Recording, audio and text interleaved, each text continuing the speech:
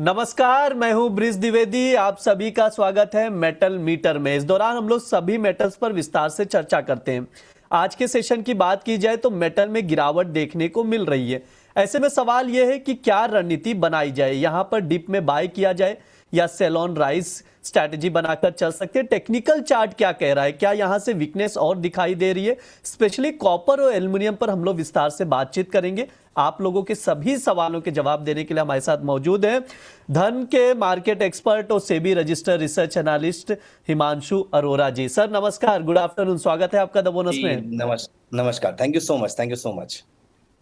Sir copper से बातचीत करना शुरू करते हैं। आज के सेशन में हम लोग गिरावट देख रहे हैं।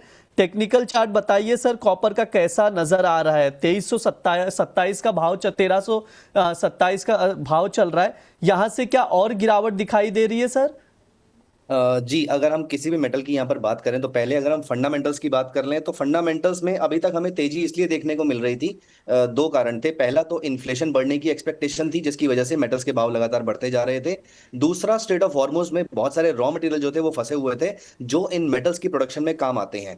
अब जैसे से वो रॉ मटेरियल फ्री होता जाएगा, ट्रैवल करेगा, अपनी अपनी लोकेशन में पहुंचेगा, तो वहां पे मेटल्स की प्रोडक्शन जो है वो फास्ट हो जाएगी। एट द सेम टाइम आपकी इन्फ्लेशन बढ़ने के चांसेस भी जो है वो लगातार कम होते जा रहे हैं। इन दोनों कारणों की वजह से हमें आज भी और आने वाले कुछ दिनों के अंदर भी हमें मेटल्स के प्राइसेस में थोड़ी सी वीकनेस देखने को मिल सकती है।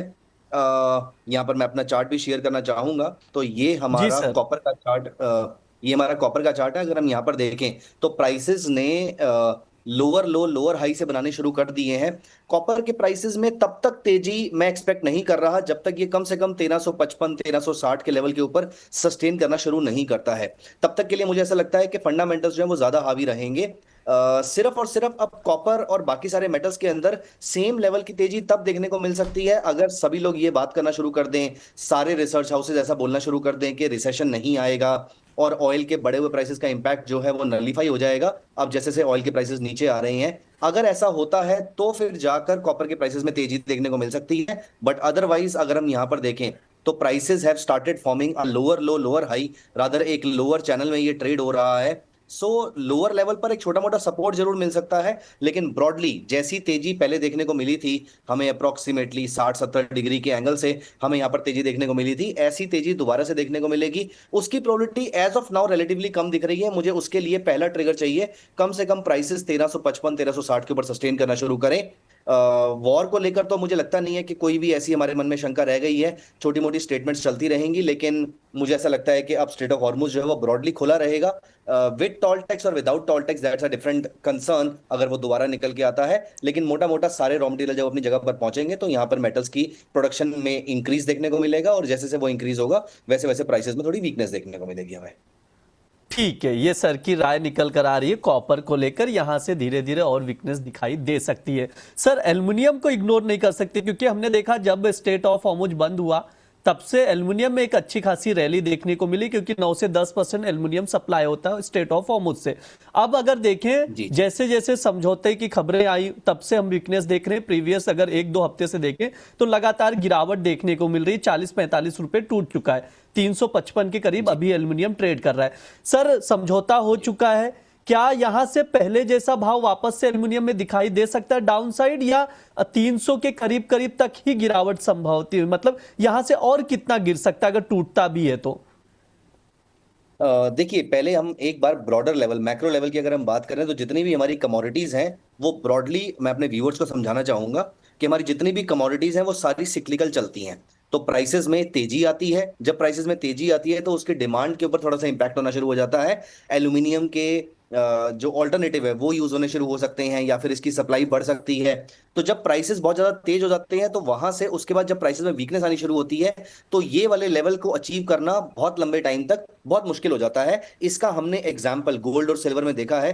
हमारे व्यूअर्स ने, ट्रेडर्स ने देखा होगा कि किस तरीके से अक्टूबर नवंबर दिसंबर में गोल्ड और सिल्वर की एक शानदार रैली चल रही थी, लेकिन उसके बाद से it's been more than 6-7 months हमें सेम रैली दोबारा से देखने को नहीं मिली है। रादर दूर दूर तक भी ऐसी कोई रैली हमें देखने को फिलहाल नहीं मिल रही है। सो यहां पर आपके जो प्राइसेस में तेजी आई थी वो प्राइसेस अब एब्जॉर्ब हो चुके हैं। अब यहां से सप्लाई इंक्रीज होना शुरू हो जाएगी। रीजन बीइंग जो आपने ऑलरेडी क्लियर किया है, सबसे बड़ा रीजन तो ये है कि आपका स्ट्रेट ऑफ हॉर्मुज से अब चीजें जो है वो निकलनी शुरू हो जाएंगी। तो उसके उस चीज को मद्देनजर रखते हुए यहां पर अगर आप नोटिस करें तो प्राइसेस में लोअर लो लोअर हाई बन रहा है।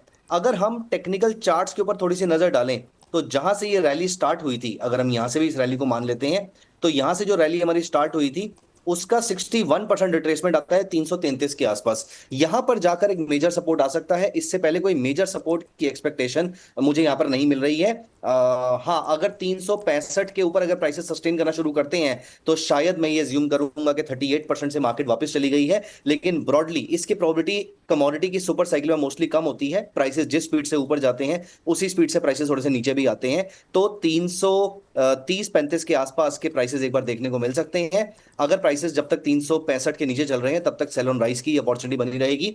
यहाँ पर थोड़े से फंडामेंटल्स भी ऐसे हैं जो एल्यूमिनियम के ऊपर नेगेटिवली एक्ट कर रहे हैं। पहला तो है कि चाइना ने नई कैपेसिटी का एडिशन किया है स्पेसिफिकली एल्यूमिनियम के अंदर, उस वजह से भी हमें एल्यूमिनियम के प्राइसेस में थोड़ी वीकनेस देखने को मिली है। एंड अपार्ट फ्रॉम दिस आपका यूएसडी भी जो है वो थोड़ा सा स्ट्रेंथन हो रहा है, जिस वजह से हमें एल्यूमिनियम और कॉपर इन सब के प्राइसेस में थोड़ी वीकनेस देखने को मिल रही है। तो चांसेस आर हाई के हमें सेम टाइप ऑफ रैली तो दोबारा से देखने को मुश्किल लग रही है। कम से कम 365-370 के ऊपर अगर प्राइसेस सस्टेन करना शुरू करेंगे तो मैं एज्यूम करूंगा कि प्राइसेस ऑल टाइम हाई की तरफ जा सकते हैं। उससे पहले मेरी ऐसी कोई एक्सपेक्टेशन नहीं है। ठीक है सर, अब जिंक पर बातचीत कर लेते हैं। 366 का भाव चल रहा है इस वक्त, 365 के करीब करीब, और उसके नीचे अगर हम लोग जाएंगे तो 360 के करीब करीब सर सपोर्ट दिखाई दे रहा है। कितना ब्रेक हो सकता है सर प्राइसेस यहां से, और क्या जिंक में डाउन साइड ही आप देख रहे हैं, वीकनेस ही देख रहे हैं, क्या व्यू है आपके? श्योर जी, देखिए मैंने अभी आज से 2 हफ्ते पहले भी सेम शो पे यहाँ पर बात करी थी कि इस प्राइसेस में हमें काफी ज्यादा स्पीड से प्राइसेस ऊपर गए हैं, बहुत ही स्ट्रॉन्ग एंगल के साथ प्राइसेस ऊपर गए हैं। तो जितनी शार्पली प्राइसेस ऊपर जाते हैं, अगर प्राइसेस इस ट्रेंड लाइन को ब्रेक करते हैं तो वापस इस ट्रेंड लाइन को ऊपर की तरफ ब्रेक करना बहुत मुश्किल हो जाता है। तो अब यहाँ पर every bounce can be seen as a selling opportunity. यहां पर अगर हम नोटिस करें तो अच्छी वीकनेस जो है, मतलब अगर हम सारे मेटल्स की बात करें तो सारे मेटल्स में मोटा मोटा एल्यूमिनियम देख लें, कॉपर देख लें, उन सबके कंपैरिजन में जिंक जो है वो ज्यादा स्ट्रांग है। लेकिन आई वुड से कि जिंक में एक स्ट्रांग रैली तो मैं एक्सपेक्ट नहीं कर रहा, लेकिन हाँ उतनी शार्प गिरावट भी एक्सपेक्ट नहीं कर रहा जब तक कि 355 का भाव बना हुआ है। 355 के भाव के नीचे ही यहां पर एक अच्छी वीकनेस शुरू होगी और फिर हम ऑल टाइम हाई को अगले कई महीनों तक या कई हफ्तों तक टच नहीं करेंगे। लेकिन जब तक 355 का भाव बना हुआ है मार्केट के अंदर, तब तक जिंक में उतना घबराने की जरूरत नहीं है जितना एल्यूमिनियम और कॉपर में है, क्योंकि वो टेक्निकली वीकनेस में ही जा चुके हैं। यहां पर जिंक जो है वो टेक्निकल वीकनेस की तरफ अभी नहीं गया है। एंड डिमांड वाइज भी जिंक की डिमांड जो है वो रिलेटिवली ज्यादा स्ट्रांग बनी हुई है कंपेयर टू बाकी सारे प्रोडक्ट्स के, क्योंकि चाइना की तरफ से गैल्वेनाइजिंग की और इंफ्रा की डिमांड बहुत ज्यादा निकल के आ रही है और बीच बीच में जिंक की सप्लाई जो है थोड़ी सी टाइट भी हो रही है। इन दोनों कारणों की वजह से आपके जिंक के अंदर थोड़ी वीकनेस रिलेटिवली कम देखने को मिल सकती है compare to aluminium and copper. तो अगर बेचने के पॉइंट से देखना है तो एल्यूमिनियम और कॉपर ज्यादा अच्छे प्रोडक्ट्स हैं बेचने के लिए, और जिंक जो है वो थोड़ा सा साइडवेज टू बियरिश रह सकता है यहाँ पर। ठीक है, ये सर की राय है तमाम मेटल्स को लेकर। जो लेवल्स बताए जा रहे हैं, जो भी ट्रेडर्स हैं अगर रणनीति बना रहे, उन लेवल्स पर आप लोग जरूर नजर रखिएगा। इसके अलावा लेड की बात की जाए तो उसमें भी गिरावट है, करीब ½ % की गिरावट देखने को मिल रही है। निकल की बात करें उसमें भी ½ % की गिरावट देखने को मिल रही है। हालांकि कॉपर, जिंक और एल्यूमिनियम, इस पर आप लोग जरूर नजर बनाकर रखिएगा। समय भी हो चुका है सर, प्लीज डिस्क्लेमर दे दीजिए। जी, मैंने जितनी भी बातें यहाँ पर करी है, please consider them only for educational purposes, not as a recommendation to buy और सेल। और मेरी पर्सनली M6 में कोई भी पोजीशन नहीं है, ये मेरा डिस्क्लोजर है। ठीक है सर, बहुत बहुत शुक्रिया सर आज की चर्चा में जुड़ने के लिए। Sure, thank you so much. ये हमारा मेटल मीटर शो है। इस दौरान तमाम बेस मेटल्स पर हम लोग विस्तार से बातचीत करते हैं, उसके फंडामेंटल डिस्कस करते हैं, टेक्निकल चार्ट पर बातचीत की जाती है, लेवल्स बताए जाते हैं, कुछ टॉपिक्स भी रिकमेंड किए जाते हैं जिन पर आप लोग नजर बनाकर चल सकते हैं। फिलहाल के लिए इस शो में इतना ही। आप लोग बने रहिए द बोनस के साथ। धन्यवाद।